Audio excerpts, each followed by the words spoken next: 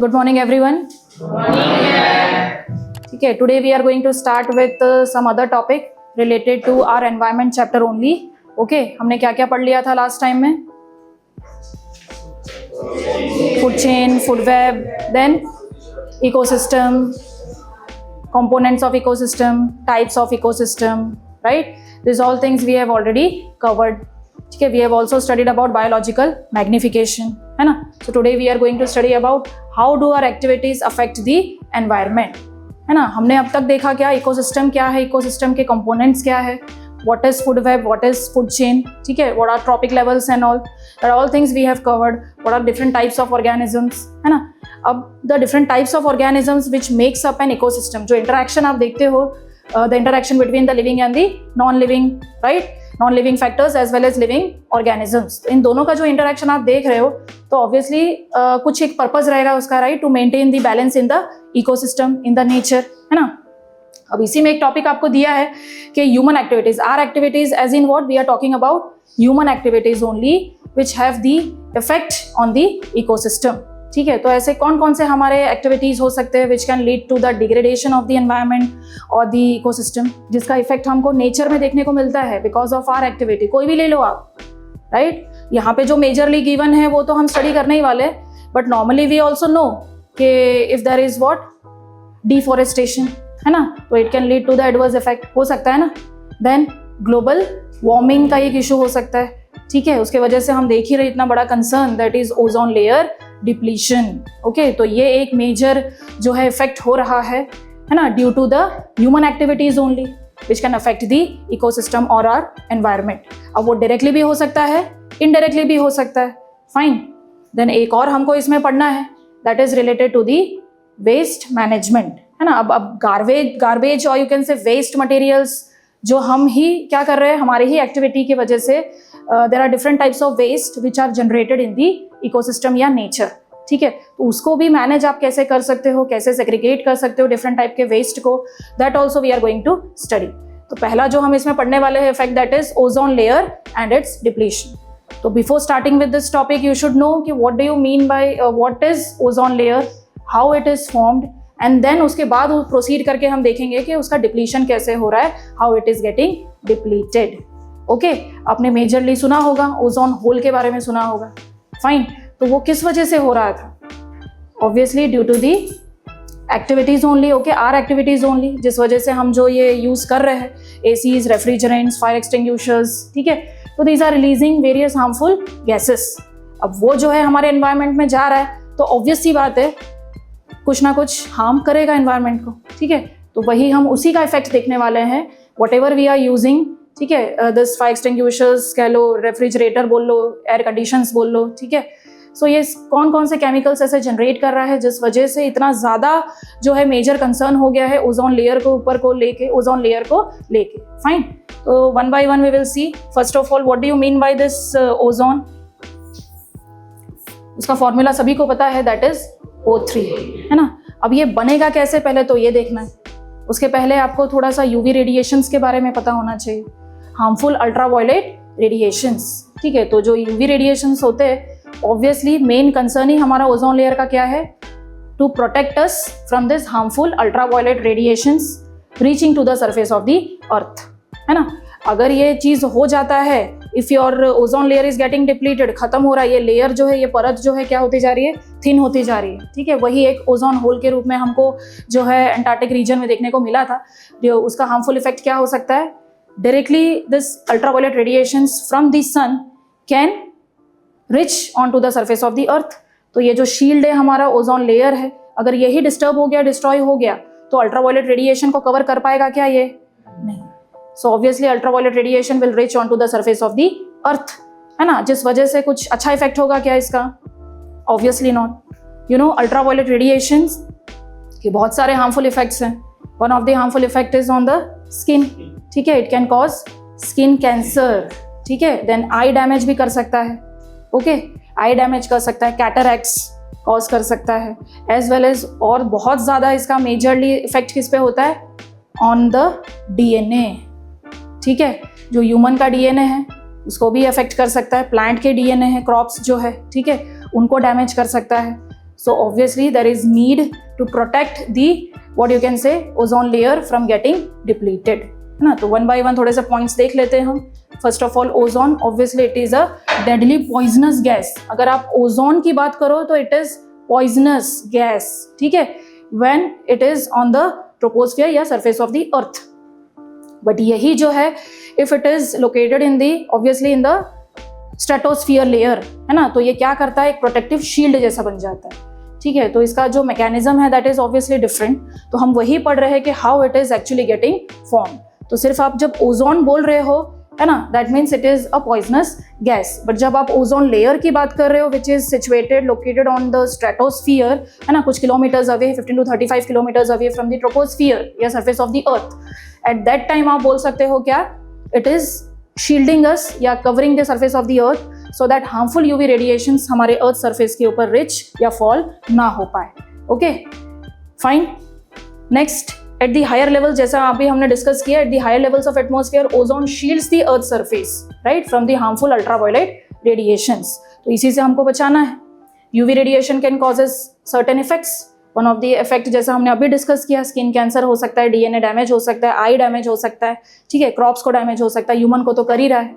Human के DNA में वो जो हमारे नाइट्रोजन बेसेस होते हैं, ठीक है, adenine, guanine, cytosine and thymine, उसमें थाइमिन के डाइमर्स बॉन्ड जो है ये बना सकता है और जो नॉर्मल बॉन्ड्स है उसको ब्रेक कर सकता है. Are you getting it? So that is why ये अल्ट्रावायलेट रेडिएशन को जो है हमको क्या करना है, सर अर्थ के सरफेस पे रिच होने से इसको रोकना है. क्लियर है? तो उसी के लिए हमारे पास क्या है, ये ओजोन लेयर.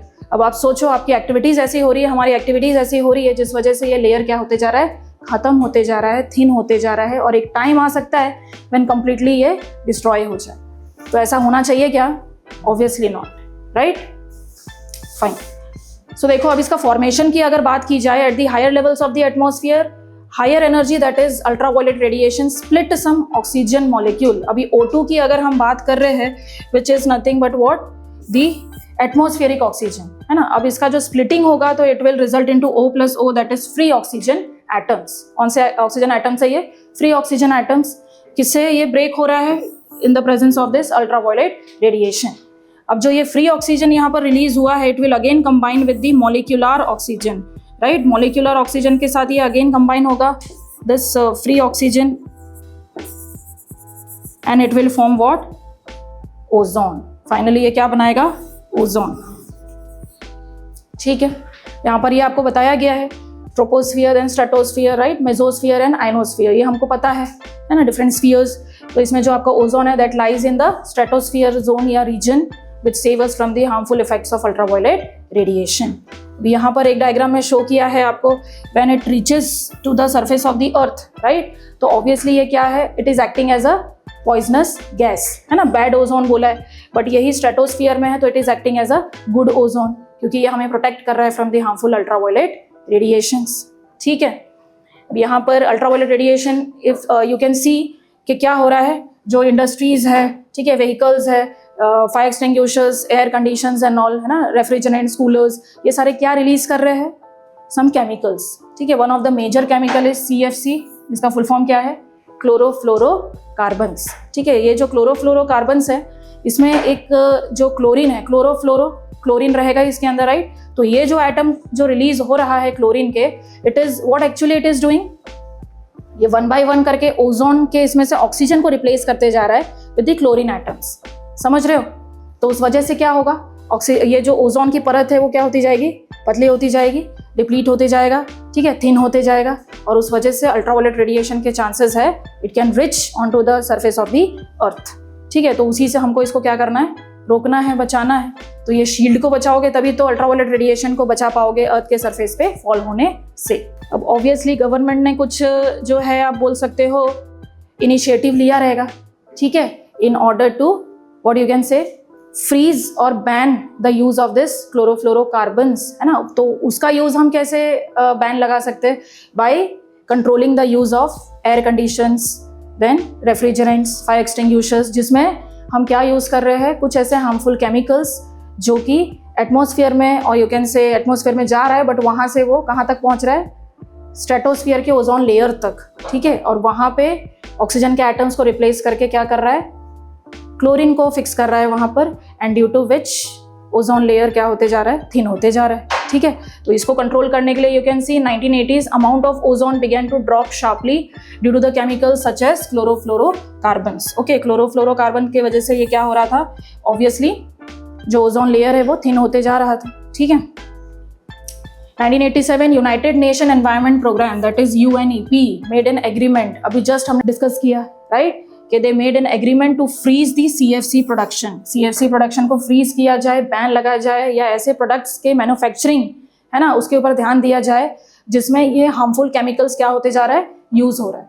ठीक है, तो वो चीज़ अगर बैन करेंगे, कंट्रोल करेंगे, तो ऑब्वियसली इतने हार्मफुल केमिकल्स रिलीज नहीं होगा, और रिलीज नहीं होगा तो obviously ozone layer will automatically gate protected. Other ozone depleting substances, कुछ एग्जांपल और ले सकते हो। एक तो हमको पता ही है chlorofluorocarbons, other than chlorofluorocarbons we have hydrofluorocarbons, HFCs, halons etcetera. ठीक है, तो ये ऐसे कुछ केमिकल्स है जिनका यूज अगर हम ऑब्वियसली रेगुलरली कर रहे हैं तो it is going to deplete our ozone layer, और उसका इफेक्ट हमको कहीं ना कहीं देखने को मिलेगा, मिल ही रहा है। ठीक है, मिल सकता है।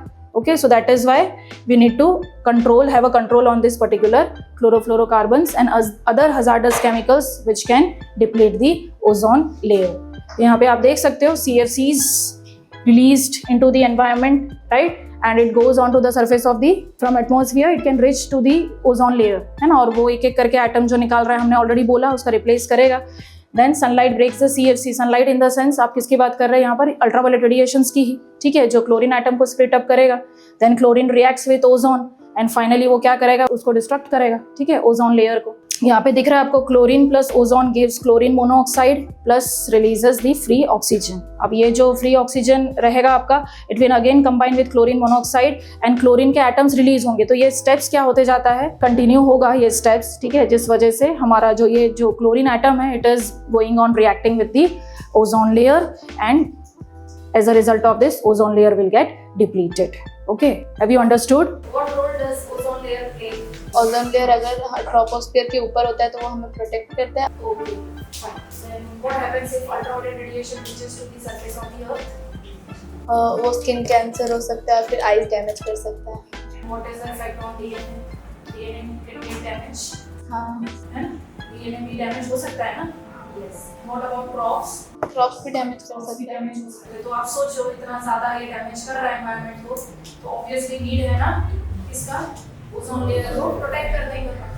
अदरवाइज ये क्या होगा, अल्ट्रावायलेट रेडिएशन को डायरेक्ट आएंगे और हमको हार्म करके कर देंगे। ठीक है, so that is why there is much more need to protect the ozone layer. ठीक है, there are different chemicals which can released from this particular air conditions and all pollutants.